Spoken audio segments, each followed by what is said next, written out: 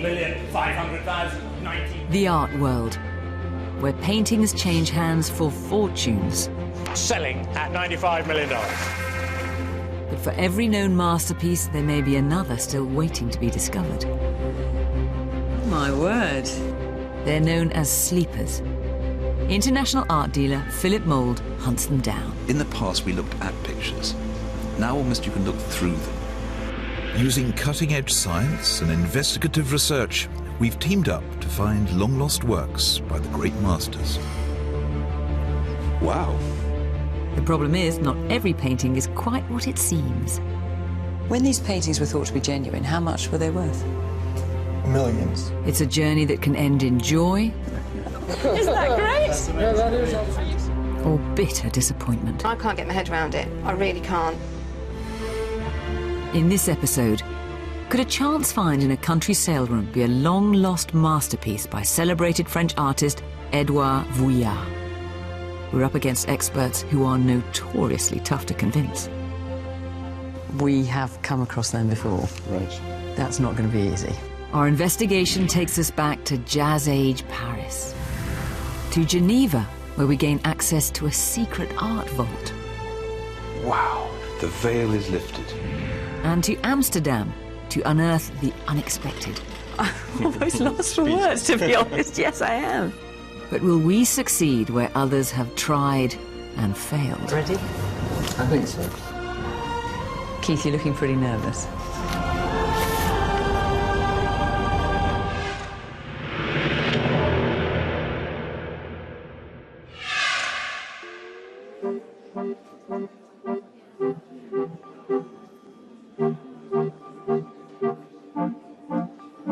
We've come to a country sale room in the town of Diss, Norfolk. All manner of curiosities are on offer here. 160 and selling. You never know what treasures might turn up in a place like this. This is a bit different from the swanky West End galleries you usually inhabit, Philip, isn't it?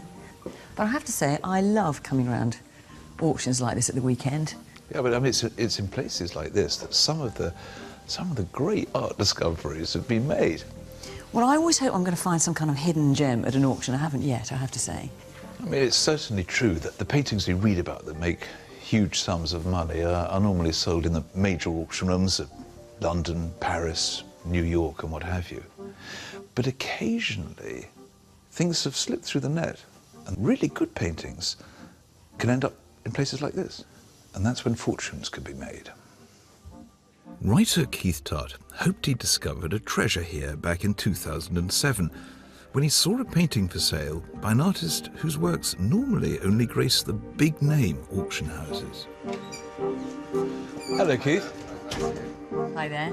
The picture was thought to be by celebrated French painter Edouard Vuillard, whose works usually sell for hundreds of thousands of pounds. Well, And yet here it was in a country sale room at a fraction of the price. it's lovely. So, three ladies sitting on a banquette on a bench seat at what looks like a Parisian cafe table. Yeah. Enjoying their coffee. It has a feel of Paris, doesn't it? I It think? does, it does. A sort of 1920s Paris, maybe. Philip, what do you think? I'm already rather fascinated by this picture because it looks a bit of a mess in that top left-hand corner when your eye first goes to it. Do you know what I mean? I mean, all these sort of fragmentary colours and shapes. But just in the last 20 seconds or 30 seconds, it's begun to take shape. It's begun to become rather more coherent. And is Vuillard a particular love of yours? Yes, he is. When I was at school, he was my favourite artist. I was doing art A-level and I loved painting. And I love Vuillard more than any other painter, and I always said to myself that if it were possible to get hold of a Vuillard, if the opportunity arose, that I would love to take it. I never thought that it would actually happen. Keith is not alone in his esteem for Vuillard. He's one of the leading lights of the French post-impressionist movement. Inspired by Degas and Gauguin, Vuillard's work spans 5 decades, from the late 19th century to the early 20th century, when a new generation of painters experimented with colour and form.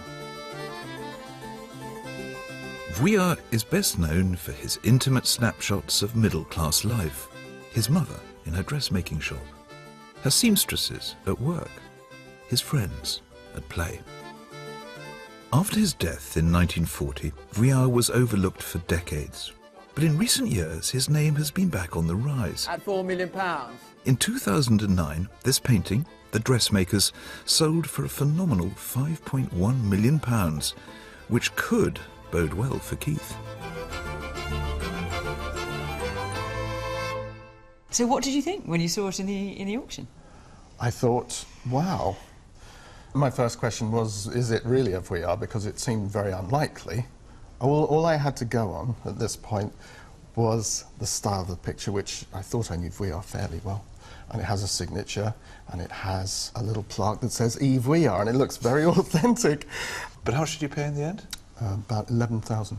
Which would be a very painful amount to have spent on a bad mistake. Yeah.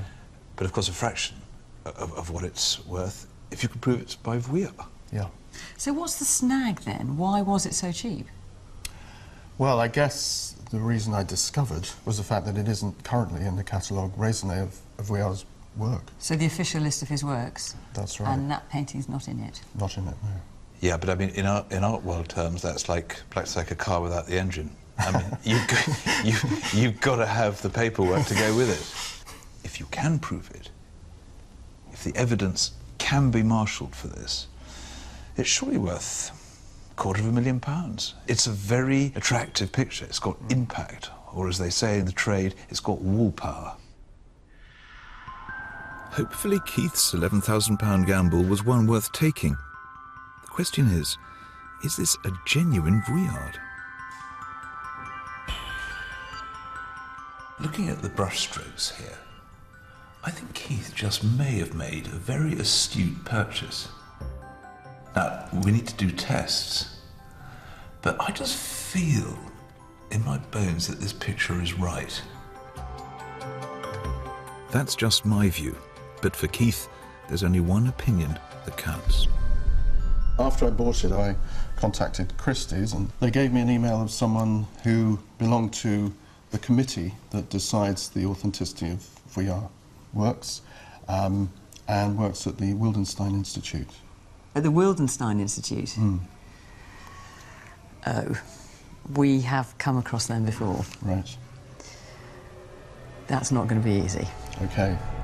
The Wildenstein Institute is in charge of authenticating the work of many of the world's most celebrated artists. They publish Catalogue Raisonné, official lists of every genuine work by a particular artist. If a painting isn't included in the Wildenstein catalogue, its authenticity is questioned, and the major auction houses won't touch it, vastly reducing its value. Back in 2010, Philip and I thought we'd put together enough evidence to prove that a painting was by the most famous Impressionist artist of all, Claude Monet. Despite compelling forensic analysis, exhaustive research into the painting's history, plus the support of the world's leading Monet experts, the Wildenstein Institute insisted the work was fake. Guy Wildenstein has said no. In his opinion, it is not by Monet. Man's mad. Believe it. I'm so sorry. I'm so sorry. It was heartbreaking for the owner, David Joel. I hope for Keith that history doesn't repeat itself. Well, I've already written to one of the authors of Vuillard's Catalogue Raisonné 5 or 6 times. Didn't get any response to any of my emails. 6 times and no response? No. I later rang him and had a very awkward phone call, and he said, no, we don't think it is by Vuillard. I've got to say, of all the names you could have mentioned, I wish you hadn't mentioned Wildenstein. If we're to convince the Wildenstein Institute that Keith's painting is genuine, we'll need to build a robust case. So I'm sending it for forensic analysis. I've come to the Courtauld Institute in London, a centre of excellence for the scientific study of art. Head of the lab is Aviva Bernstock, one of the world's leading conservation scientists. Her years of experience in the forensic study of paintings will be a huge asset to our investigation. Hi, Aviva, how are you? Nice to see you. Aviva has agreed to undertake a series of tests which could help determine the authenticity of Keith's painting. So what do you think? I think it's really interesting. Lovely surface, very matte and freely painted. Yeah, I'm looking forward to looking at this more closely and seeing how it's made and what it's made with. The first stage is to use imaging techniques to examine the painting.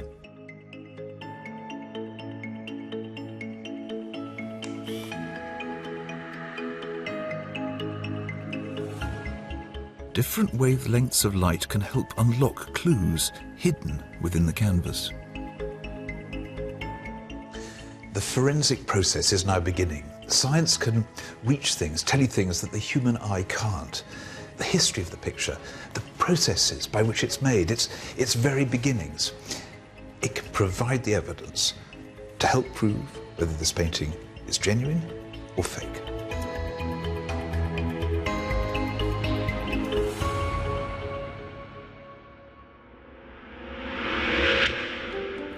At Phillips Gallery, our head of research, Dr. Bendor Grosvenor, has been hunting down the evidence. So here is the man at the centre of our mystery, the celebrated post-impressionist Edouard Vuillard. So we need to prove to the Wildenstein Institute that this man created Keith's painting, but so far they've rejected it as a fake. So what leads have we got? Well, as usual, I've been rootling around the back of the picture. I've come across some other fascinating clues. There's a mysterious writer that says Hessel. Previous owner? Quite possibly, I'll have to look into that. But there's also another label, a printed one this time, that says A. Robineau. Well, we've seen in the past, haven't we, how useful these labels can be in telling us about the previous life of a painting. Maybe this one can help us as well. Yeah. But first, I think we need to look into some of the compelling research that Keith has done into the picture, because although his painting is not in the catalogue raisonné, he thinks it can be linked to a picture which is, and that's this painting, which is a large oval called Le Grand Teddy. And this is accepted as a genuine Vuillard? Yes, this picture is fully accepted as a Vuillard in the catalogue raisonné, which tells us that Vuillard was commissioned to paint the scene as part of the interior decorative scheme of a new cafe in Paris, which opened in 1919, called Le Grand Teddy. Now, Keith thinks that his oval relates to this larger oval by Vuillard. And is there any evidence for that? Well, there's only some circumstantial evidence, because the catalogue raisonné tells us that at the same time as Vuillard was doing the larger oval, he was working on two smaller ones, but these have always been thought to be lost. And Keith thinks his painting could be one of those lost ovals. Mm-hmm. So here's the plan. If we can prove that Keith's picture was painted at the same time as this other fully accepted Vuillard for the same cafe, then we'll have enough evidence to go back to the Wildenstein Institute.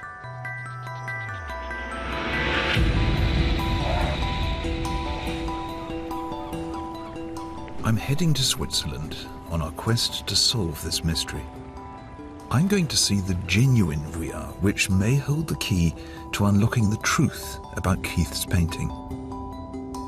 Welcome to Geneva, one of the most affluent cities in the world. Here, money, opulence and fine art go hand in hand. I've asked our expert scientist, Aviva Bernstock, to join me at a secret underground vault where this privately owned work is stored. We've been given special access to see the painting Vuillard created for Le Grand Teddy Café.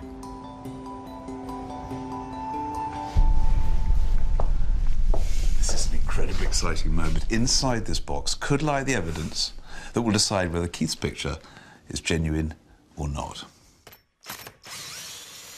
We're incredibly privileged to have such intimate access to a privately owned work of art.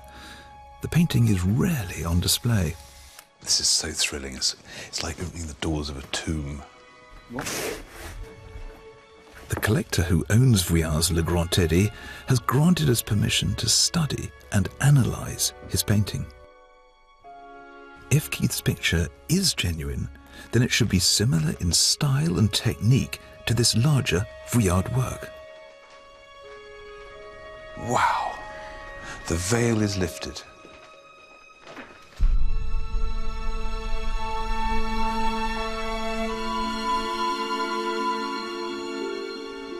It's such a chic and genuinely beautiful object. I mean, you can just imagine it there, can't you, in the cafe, the sort of the height of Parisian fashion. You can see how it would catch the eye, and you can see how it would also set the atmosphere. I mean, because it is acting a bit like Keith's image, as a sort of reflection of what's going on inside. Yes, in fact, there are passages of paint that look closely similar in design, at least, and composition to Keith's painting. Superficially, I must say, it's compelling that the texture of the paint, the way the brush works when applied, even the canvas texture looks closely similar to the smaller oval. If Keith's painting is genuine, then it must have been painted at the same time, you know, in the same studio, using the same pigments. So surely, from a forensic point of view, we've got a huge advantage here. Well, this is actually a gift, and we are going to be able to compare the pigments used for the painting and the binding medium to see whether indeed both pictures have been made using the same materials. And I have to say, it's another egg from the same nest. Rather like Keith's painting, it's catching the mood. You can feel the heat of the bodies, you can hear the clatter of the china, you can smell the smoke. Paris, 1919, the year Le Grand Teddy Café opened for business. Owner Keith and I have travelled here to see if we can find the place where his painting may once have hung. The First World War had ended at last, and the city was ready to put on its dancing shoes. The place was buzzing with American soldiers who were listening to a new kind of music from New Orleans. They called it jazz.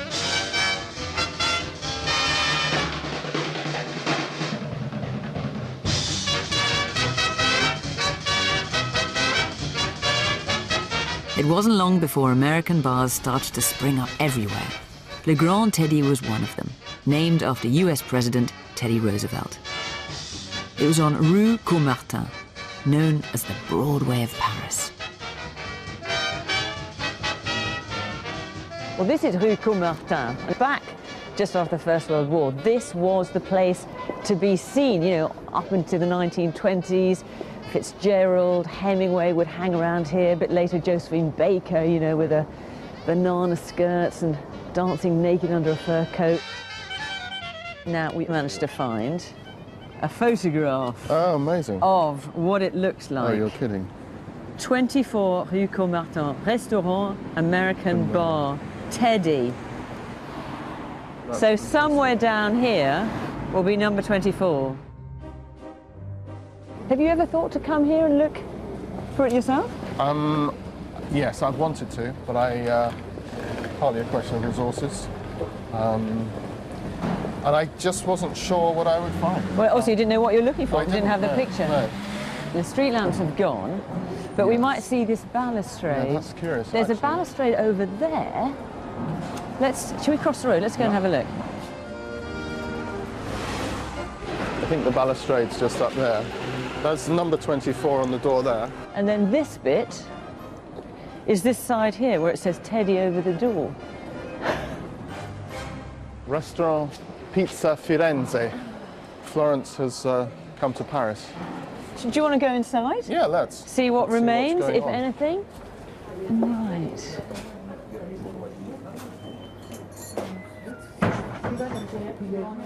Well, obviously, it's changed a lot. Yeah. I mean, it's still got pictures on the walls that obviously are scenes of Italy. Slightly different, but big areas of wall where clearly there could have been artworks.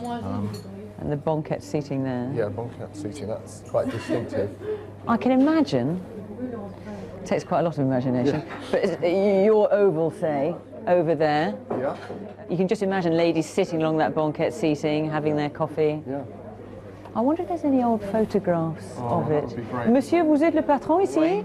Bonjour, bonjour. Bonjour. Vous avez, par hasard, des photos de ce restaurant? J'avais Il y a quelques années. une seule photo qui Oui. a été faite il y a peut-être 15-17 ans de ça. C'est juste en face et la photo qui c'est est là. en bas. Well, so the most recent picture we've got is 15 years ago. And we're talking Monsieur, about... merci beaucoup, c'est C'est très moi. gentil. C'est moi. Merci.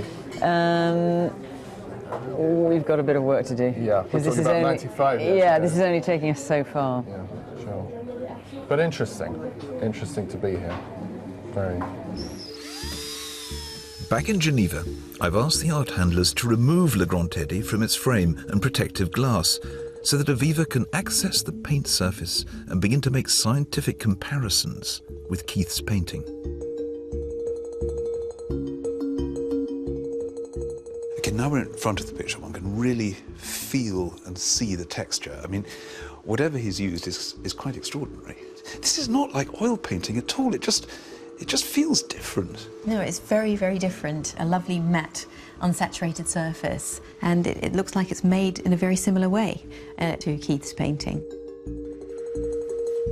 In order to find out exactly how this genuine Vuillard was made, Aviva is removing tiny flecks of paint which contain a vast amount of information about the materials the artist used. She can compare these samples with Keith's picture to see if the paint mix is the same. The back of the canvas can also provide vital clues in our quest to prove Keith's painting is genuine.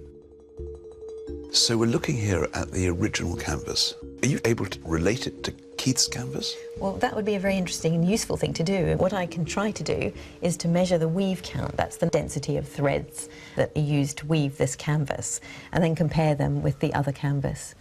I can show you if you like. Go ahead. You just look through there. Can you see?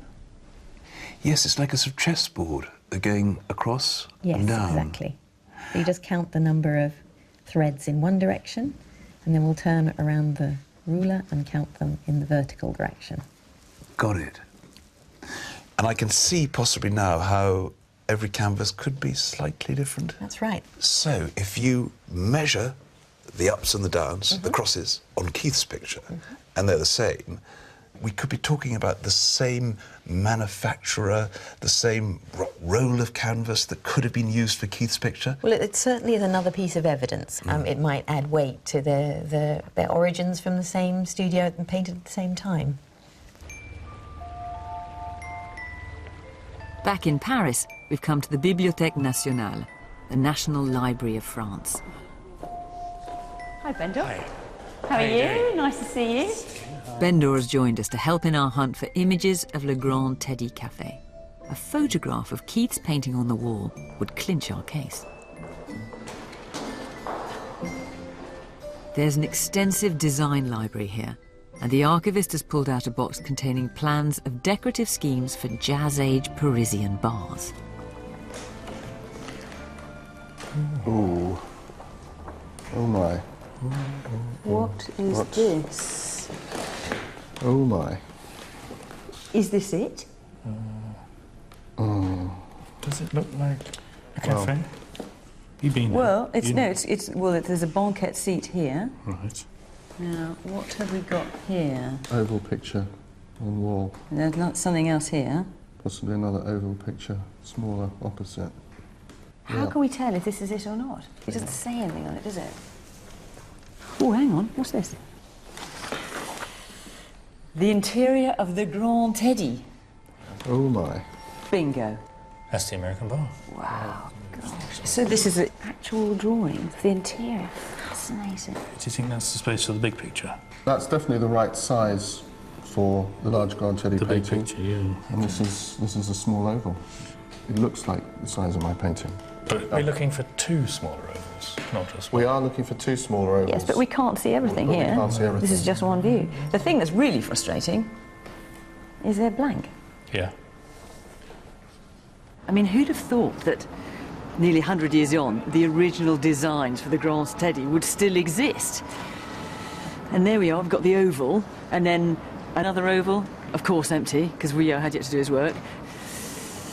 Closer, but it's still just out of reach. Just out of reach. Paris in springtime. Who'd have thought it? I'm taking shelter in a famous cafe called La Rotunde, one of the places Vuillard sought inspiration for his Grand Teddy ovals. In Vuillard's time, this was a favourite haunt of artists.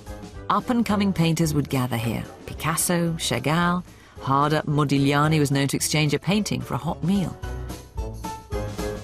Vuillard too once sat here, looking for subjects and making notes in his journal. I know Vuillard was obviously wonderful with a paintbrush. He was hopeless with a pen. I mean, his writing, it's taken me ages to decipher it.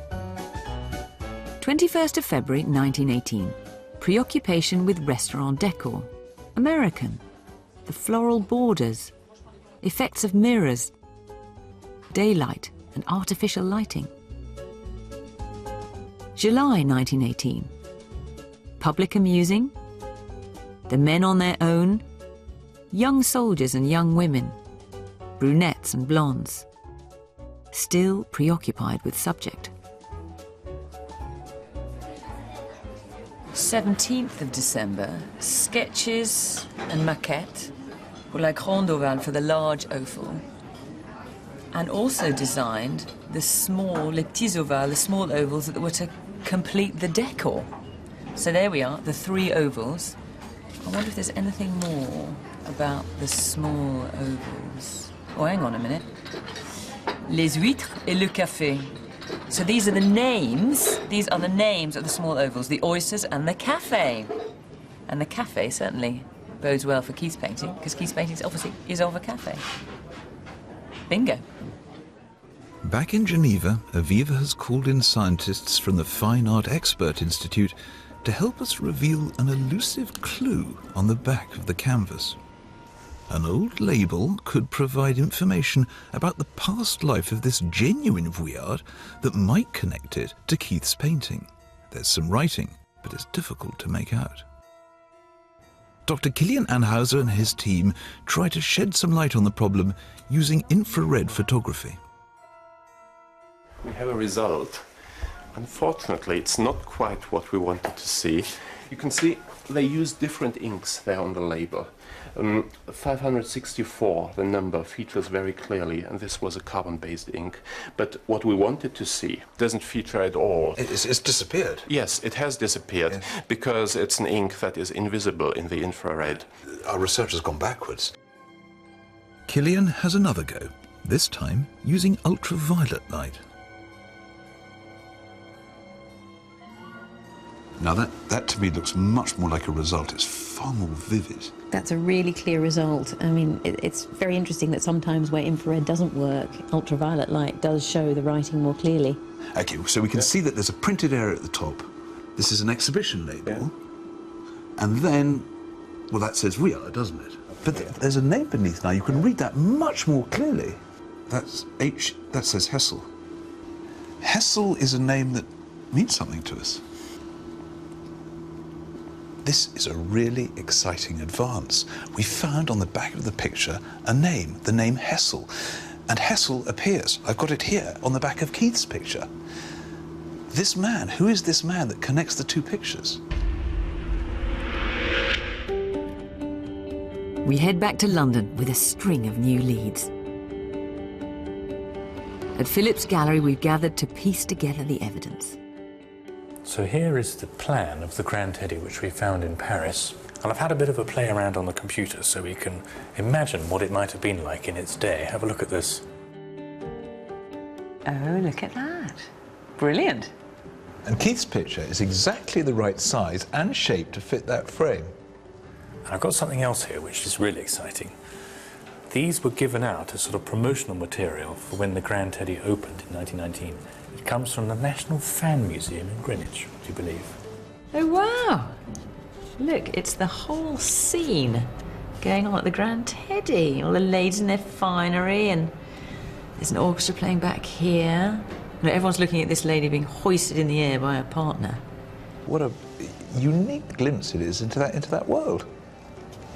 But what's even more interesting is if I put the fan image up on the screen here and we zoom in on the top right-hand corner, let's have a look at what emerges.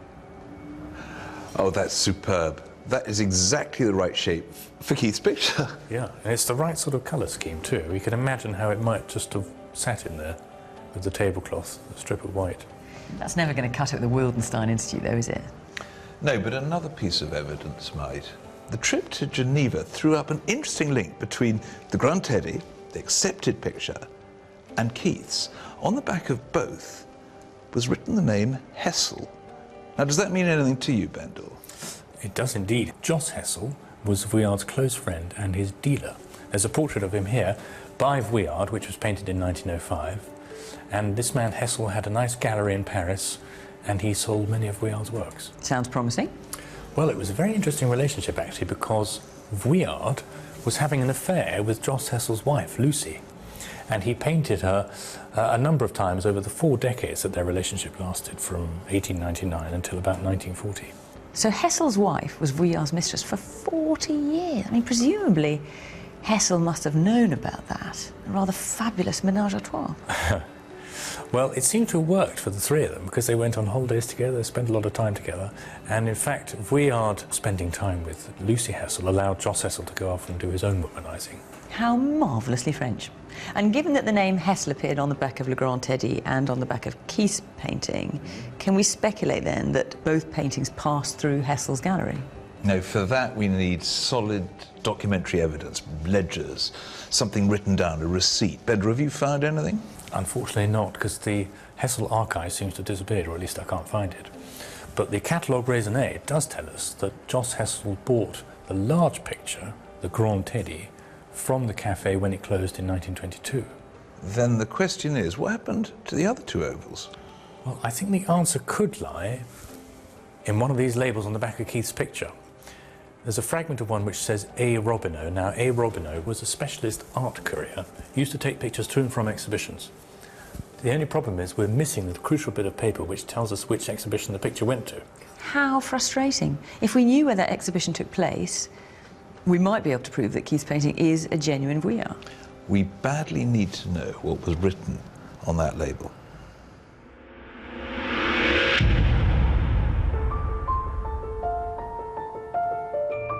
I'm on the hunt for this missing piece of the jigsaw, the location of the exhibition on the courier label. I've come to Ipswich, where I've tracked down the people who put the painting up for auction back in 2007. Art consultant Robert Warren and his wife Hayley have their own chapter in this story. Welcome. Do come in.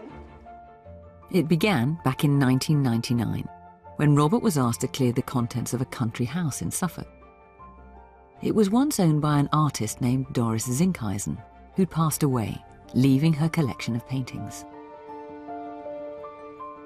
There were a number of paintings to dispose of, and amongst them were 2 Vuillard cafe scenes. There were 2 paintings? Yes, they're here. One, 2 ladies, and one, a lady and a gentleman eating oysters in a cafe interior. So this is the other painting. This belongs to Keith at the moment, but this was the big mystery. I didn't know you had this photograph. Yes.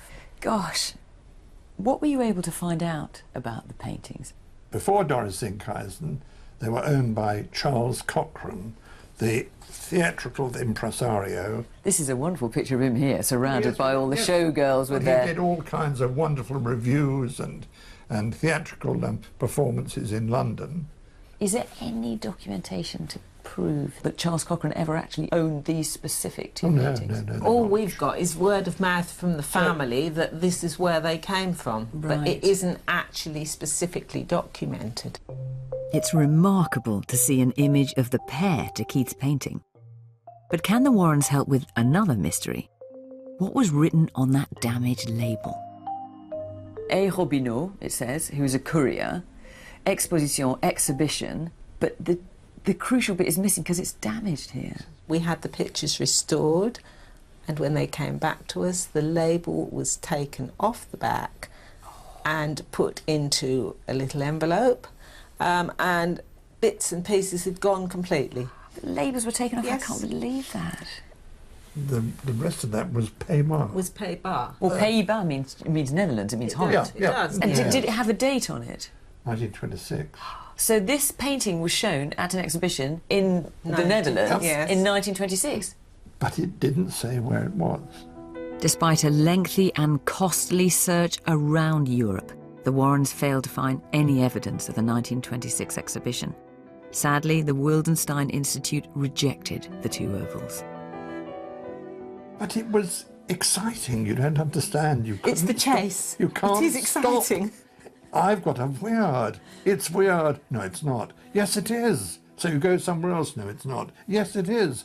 You still have that faith that you're right and everyone else is wrong. We just Where did it failed. get And you? We just failed. After 4 years, I became sort of rather bruised. I'd really come to the end of my tether with it. We just got rid of them. The cafe scene was put up for auction and bought by Keith. But what became of the other painting, the oysters? So how did you sell this painting? On eBay. You sold it on eBay? We sold it on eBay, but we It was just... sold on eBay. Gosh, after all the time and money you spent trying to authenticate these paintings and failing, if we succeed, how will you feel? Very happy because I was right. All Haley? the time. I would be absolutely gutted. That's the difference between Bob and I. He's the purist. I enjoyed the chase, but I would have liked to have had a good end result and to win. I think most people would. What a lovely couple. And it's just a bit heartbreaking to hear how much effort and time and money they have spent trying to authenticate the two paintings they had, you know, traipsing all around Europe, and they got nowhere. But on the positive side, we've got two great leads now. We've got the label on the back of the painting, and now we know it was an exhibition in the Netherlands, so that's something to chase up. And then a photograph of the other oval, of the oysters. And someone's got it somewhere, and if it is genuine, they're sitting on a bit of a lottery ticket.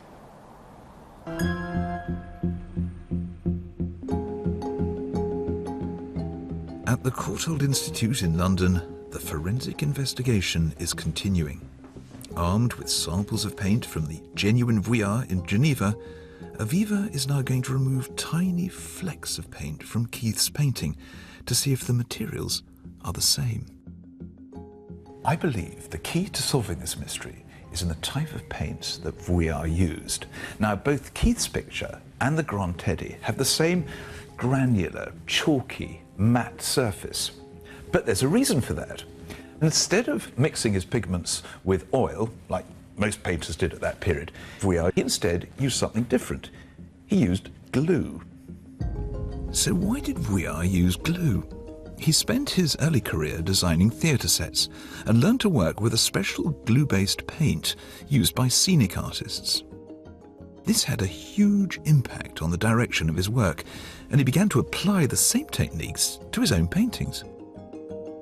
John Campbell creates backcloths for major productions on the stage and screen. Philip. Nice to see you. Nice to see you. He's one of the few scenic artists who still knows Vuillard's method of working with his peculiar paint mix, known as glue distemper. Right. This is the glue we use. Dried. This is dried. A bit like shot. We soak this in cold water, about that much cold water, overnight, and then it will end up in the morning like that. So like tapioca. Yeah. Frog spawn. Yes. What's this? Smell it. Oh, God. It's made from animal bone, horn, hooves, skin probably. Yeah, it smells a very wet dog. It's beautiful smell. I like it. It's whatever turns you on, right? The glue is mixed with hot water to produce a sticky, smelly liquid. This acts as the binding medium to which powdered pigment is added. So this all seems very elaborate just for mixing paint. Well, we've got a tray filled with water on a small gas unit under here, which keeps the water warm. If I don't put it in the heat, it'll go like a jelly, which you can't then put on a brush. You can't use it. It is like cooking, isn't it? It's a bit like, it is like cooking. It's exactly like cooking. Vuillard liked this peculiar paint recipe because it's quick drying, easy to spread across large areas, with a matte surface that doesn't reflect the glare of lights. He used glue distemper to create many large-scale decorative works to adorn the walls of houses of wealthy clients, as well as public spaces, theatre foyers, hotels, and of course, cafes and bars. very few artists have used this combination of animal glue and pigment. Apart from anything else, it's incredibly tricky to do because you've got to keep it hot all the time so that the glue doesn't go hard. I can't imagine that a forger is going to go to that trouble. Now, if we can prove that Keith's picture has used this unusual combination of pigment and glue, then we're much closer to proving that it's an original.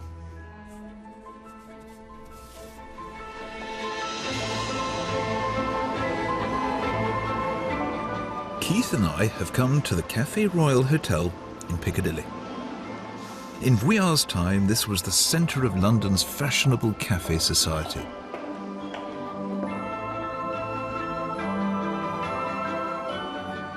Bendor has asked us here because he's been looking into the ownership of the two ovals after they left Le Grand Teddy Café.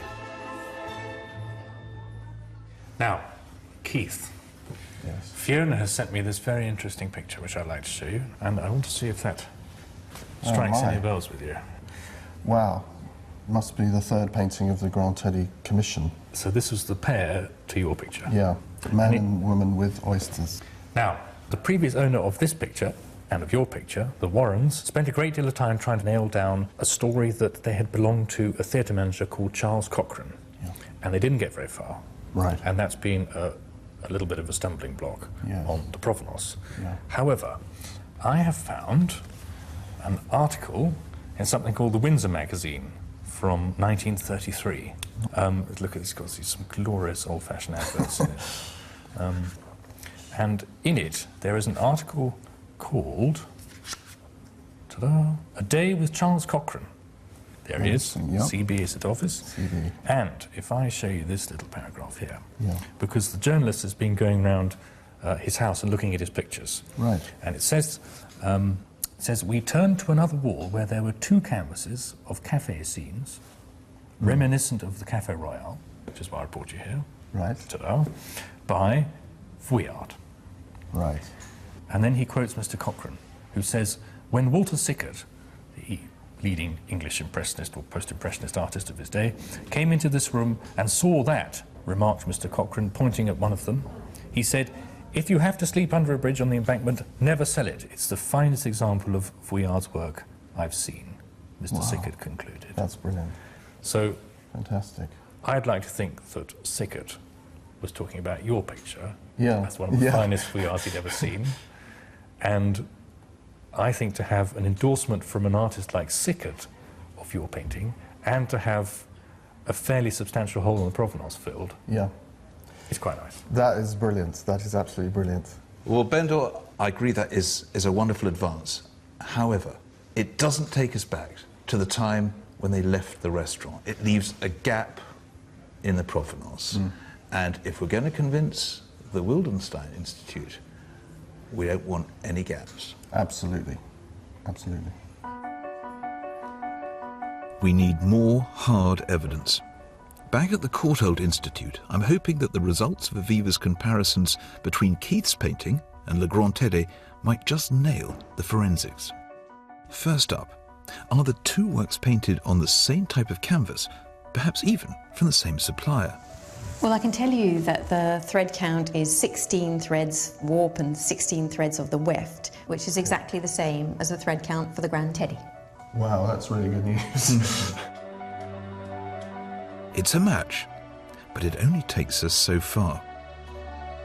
Aviva now looks closely at what materials were used in the manufacture of each canvas.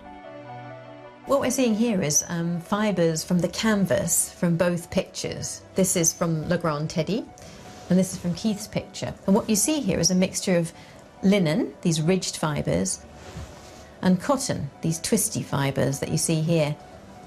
And the same mixture is used in exactly the same way in both samples. So does that mean they're actually from the same piece of cloth, the same roll? Can that be said about them?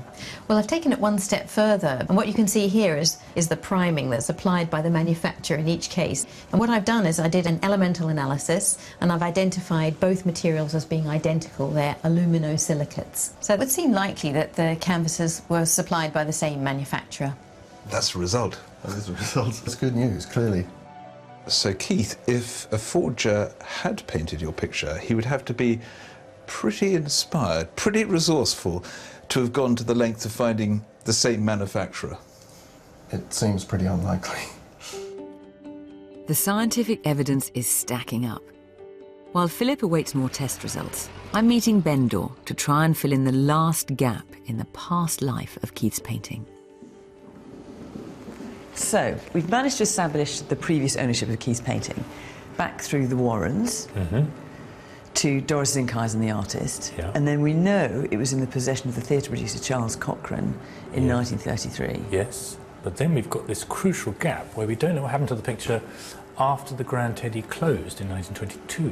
The fact that it says Hessel on the back, it's tempting to assume that it was in the ownership of Hessel, Vuillard's dealer, but we've no documentary evidence for that, have we?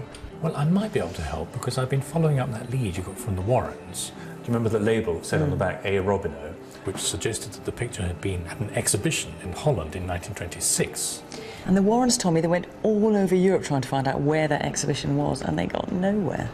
Well, I did what we have to do in these situations, and that's I phoned a friend in the Holland Institute of Art Historical Research, and they came up with this. Art Contemporain Français, 1926. So this is a catalogue for an exhibition of contemporary French art, 1926, in The Hague and Amsterdam. And if you look at this page, you can see something promising. Vuillard Edouard, chez Monsieur Hessel. Yeah. Au Restaurant. So Vuillard had a painting in this exhibition called Au Restaurant, which is close, but that is not the title of Keith's painting, is it? Well, we've got two compelling things. The Hessel link is really interesting, and the Au Restaurant is interesting. I know the title is a bit different, but it's the same subject matter, and titles change all the time. But what we really want is some sort of description or dimensions or something like that to really firm it up. So if we can find out more about this mystery catalogue entry, we might just be able to nail the attribution of Keith's painting. I think then it would be a done deal, because what we would have is absolute proof the picture was exhibited as of Vuillard in a prominent place during Vuillard's lifetime. And this is just the sort of thing that a faker would never pull off. I mean, it's impossible to imagine. It's the final, crucial scientific test to find out whether the paint mix used in Keith's painting is the same as the peculiar recipe used by Vuillard. Conservation scientist Brian Singer has the results for us. Brian, what have you found out? Well, we've obtained these two chromatograms. The top one is from Keith's painting, the lower one is from the Grand Teddy, and you can see peaks in exactly the same places, and they have roughly the same heights. So those binding media are the same material. And on this graph, we can see all samples are very high in an amino acid called hydroxyproline. So that's indicative of animal glue. Which is one of the things that we know Vuillard used. This is hugely significant. It's remarkable. Philip has nailed the science, but there's still a gap in the past life of the painting. I've come to Amsterdam to try and find the last piece of the jigsaw. Did Keith's painting travel here in 1926 to be displayed in an exhibition of French art? The venue was a prestigious one, the Stedelijk Museum. It houses one of the richest collections of modern art in the world. The question is, did Keith's painting once hang on these walls as a genuine Vuillard? Willem van Beek, the museum archivist, has been trying to find any information about the mystery catalogue entry Au Restaurant. Hi, Fiona. Hi, Willem. Nice to meet you. Nice to meet you. How are you? What have you got? What we have here is a scrapbook of the reviews of the exhibitions in our museum. And this one contains the reviews of 1926 until 1928. Aha! So that should be the reviews of the exhibition in which the Vuillard should have hung. You see, it was a rather important exhibition because the Queen Mother visited the exhibition. Wonderful old photograph. Yeah, really it is. These are a few pictures of the exhibition, but unfortunately not by Vuillard. But what we did find is this. This is an... Oh, Van Vuillard. Right. Au Restaurant. That's as much as I can understand, because it's all in make Dutch. It easier for you, I have them translated for you. That's very kind of you, Dutch not being my strong point. Okay, well. By Vuillard, we find here an interior au restaurant. The warm colours, the animated picture, the poetic interpretation of the scene. A row of young women seated at a long table in a cafe remind one of Renoir. Soft pink and soft yellow in the flowers on the damask tablecloth, a bottle, glasses, some colourful things, elegant and fine. That sounds like his picture. It seems to describe it, doesn't it? Wow, that's amazing. Isn't it? Well, I have something more for you. There's more? Yeah, there is more. We have an article from the Telegraaf, which was still is an important newspaper in Holland. Also translated for you. Oh gosh, brilliant. Edouard Vuillard, the poetic painter of interiors, is also a painter after Impressionism. The oval composition, that sounds promising, of a restaurancier, a row of young women on a red couch in front of a yellow background, sitting at a table decorated with flowers, is characteristic for this intimate painter of modern life, one of the best works in the exhibition. Well, that's it. Well, that's it, isn't it? That is it. That is our painting. Wow. I never expected it would be that clear. Really? So Keith's painting was here in Amsterdam, in this museum, in 1926. I'm almost lost for words, to be honest. Yes, I am. Keith will be happy, like you. Keith will be happy, and I'm hoping the Wildensteins will be happy as well. Okay. I couldn't wait to tell Keith the good news. A row of young women on a red couch in front of a yellow background, sitting at a table decorated with flowers. Is this beginning to sound familiar? Yeah, it sounds like mine. I've got a feeling this is incredible. Hang on, let me keep going. It describes this painting as one of the best works in the exhibition. Oh, that's nice. Well, that helps. Short of having a clip of film of Vuillard actually painting the damn thing. Yeah. I mean, you cannot do better than that. Yeah, absolutely. I mean, it gets to a point where the responsibility is really with the Wildenstein Institute. It's crunch time. We need to take our evidence to the Wildenstein Institute, so we've called in a Vuillard scholar to help present our case. Belinda Thompson is an honorary professor of art history at Edinburgh University. She's closely involved with Vuillard, having published his biography and curated exhibitions of his work. This is not the first time you've seen this painting, is it? Because the previous owners, the Warrens, showed it to you as well, didn't they? Yes, Mr. Warren showed it to me 12 years ago, and at that time I saw it with its pair. And what was your impression of it then? In my opinion, I thought it was by Vuillard. To me, it seemed absolutely characteristic of his handling, his colour, the subject matter. So why do you think the Wildenstein Institute rejected it? I suspect that the lack in the paper trail, the sort of gaps in the provenance may have been a problem. Now those have been, I think, very satisfactorily filled in with the new research. So I think it makes a very compelling case. Our evidence stands up to Belinda's scrutiny, but have we done enough to convince the Wildenstein Institute? They've agreed to reconsider the work, but they want to examine the painting in Paris before they make their decision. All we can do is wait.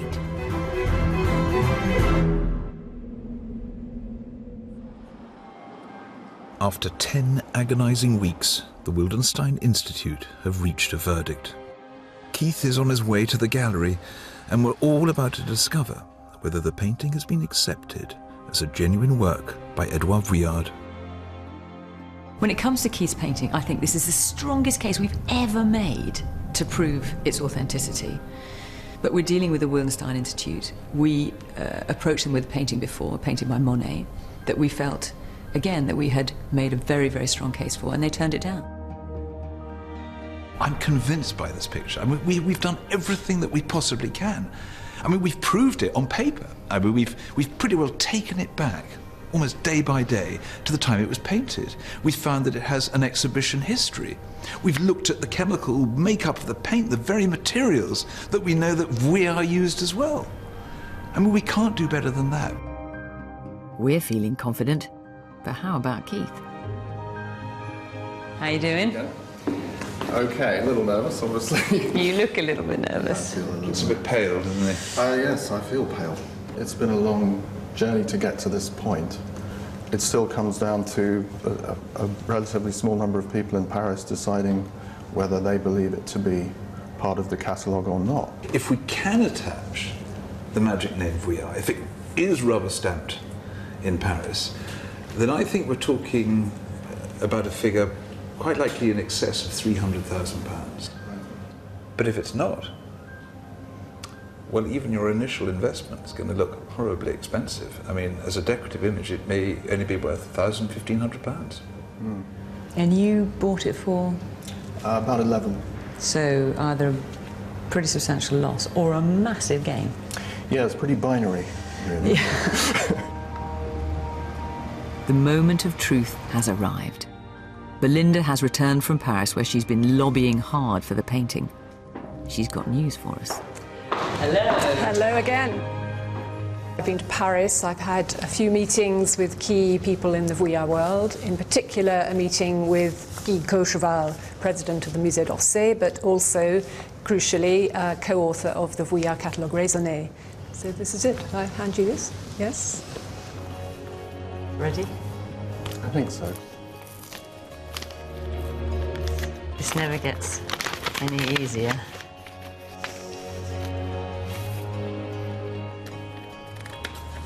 Gosh, it's short. Dear Belinda, after having examined the oval painting representing a scene in a cafe, the Vuillard Committee unanimously acknowledges this work as a painting by Vuillard. A certificate shall be issued within the next weeks to Keith Tart. Kind regards, Mathias Chivot. That's incredible. Oh, fan-bloody-tastic. Well, that's incredible. Done. Thank you. Thank you. Oh, dear. Isn't that great? It's wonderful. I can't believe I hear those words. You say it. Unanimously acknowledges this work as a painting by Vuillard. Oh, it's just so succinct. It's just so neat and short and sharp. Get out of there. Conclusive. That's extraordinary. Well, that was a leap of faith that you took at that auction house. It was. It really was. It was, yeah. It was. And now you look at it and you've got that letter. Yes. What are you thinking about it now? It's still the same painting. It is really just a confirmation of what I felt. That may sound sort of arrogant in a way, but... Has it got a lovely rosy glow now? It's always had a rosy glow. I love it, and I'm just so delighted that it's found its place. You've all managed to make it possible to put it in its rightful place, and that's justice. Keith's painting will now be added to the official record of Edouard Vuillard's works. But that still leaves one painting to be found, because somebody has the other matching oval, and it too will now be worth a fortune. You know, it's easy to forget Mr. and Mrs. Warren and all this, because they went all around Europe trying to prove that this painting was of Vuillard before they put it up for auction. And of course Keith bought it. So they're going to be, well, I suspect they'll be a bit devastated, actually. That's the nature of this business. Fortunes are forever shifting. Well, that other painting is out there somewhere, and we should try and find it. If you think you have the missing Vuillard oval painting, or another undiscovered masterpiece, we'd love to hear from you at www.bbc.co.uk/fakeorfortune.